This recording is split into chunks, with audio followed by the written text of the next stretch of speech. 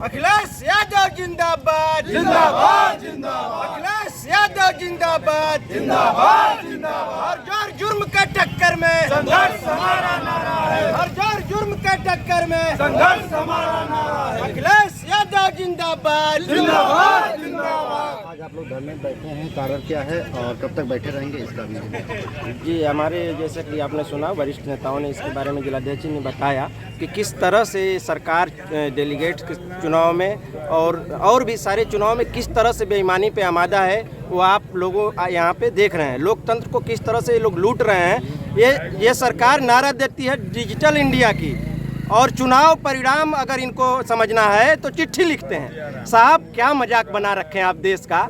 आप एक तरफ तो बात डिजिटल इंडिया कर रहे हैं और चिट्ठी लिख रहे हैं चुनाव आयोग को, लखनऊ और दिल्ली, और मेल भेज रहे हैं तो आपको जवाब नहीं मिल पा रहा।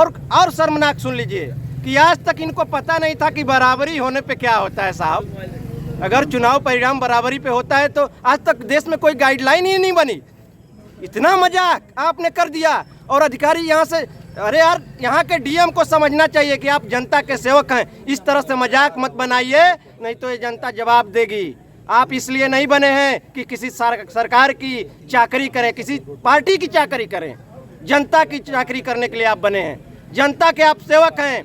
डीएम एसडीएम यहाँ से बिना चुनाव परिणाम कराए भाग जाते हैं। यहाँ ये हिंदुस्तान है, एक लोकतंत्र है। इस देश में भगत सिंह पैदा हुए हैं। इस देश में जो है कि जेपी लोहिया पैदा हुए हैं, जो लोहिया कहते हैं कि अगर सड़क सुनी हो जाएगी तो संसद आवारा हो जाएगी।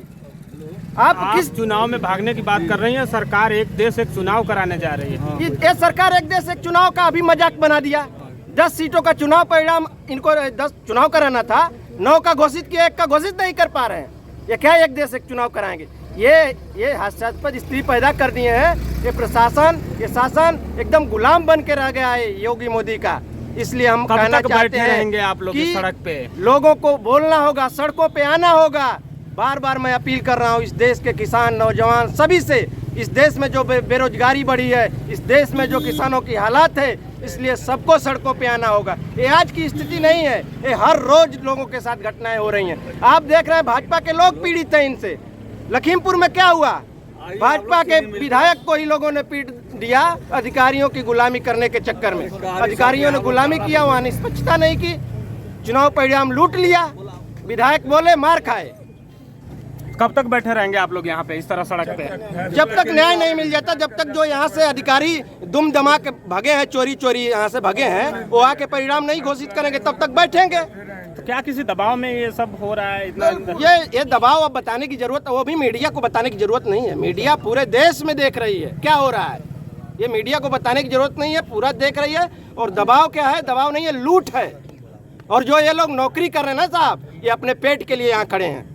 ये इसलिए नहीं खड़े हैं कि सरकार अच्छा काम करी है। सरकार इनसे लाठी चलवाएगी, महीने में नौकरी सैलरी लेना है, किसी का रोजगार मिल नहीं रहा है। कम से कम इन लोगों का रोजगार बचा रहे हैं, इसलिए खड़े हैं। ये भी जान रहे हैं कि हमारे साथ क्या हो रहा है। ये भी 3 बजे से देख रहे हैं, 4 बजे से देख रहे हैं, 5 बजे तक देखे हैं। यहाँ से इनके सामने कैसे डीएम एसडीएम भगे, ये सब लोग देख रहे हैं। तो ये लूट तंत्र नहीं चलेगा। यहाँ भगत सिंह भी समय समय पे आते हैं, लोहिया भी आते हैं, जेपी भी आते हैं। एक घोषी की क्रांतिकारी धरती है। और यहाँ से सुधाकर सिंह जी जैसे विधायक हैं, इमरजेंसी में जेल रहे हैं। एक अधिकारी को उपचुनाव में सरकार ने भेजा था, वो जाके जनता को पीट रहा था। सुधाकर सिंह ने कहा, उसके पीछे गाड़ी लगा दिया और कहा कि आओ चलो लाठी चलाओ जनता पे। यहाँ से खदेड़ करके उसको बाहर कर दिया जिले से। तो ये क्रांतिकारी घोषी की धरती है। हमें यहाँ के अधिकारियों को बताना चाहते हैं कि आज जेल में डालोगे, कल क्या करोगे, परसों क्या करोगे, 2 महीने बाद, साल भर बाद क्या करोगे। यहाँ के गांव की जनता को जगाएंगे, तुम्हारे दरवाजे बैठ जाएंगे। ये लोकतंत्र है, राजतंत्र यहाँ नहीं चलने देंगे। ठीक।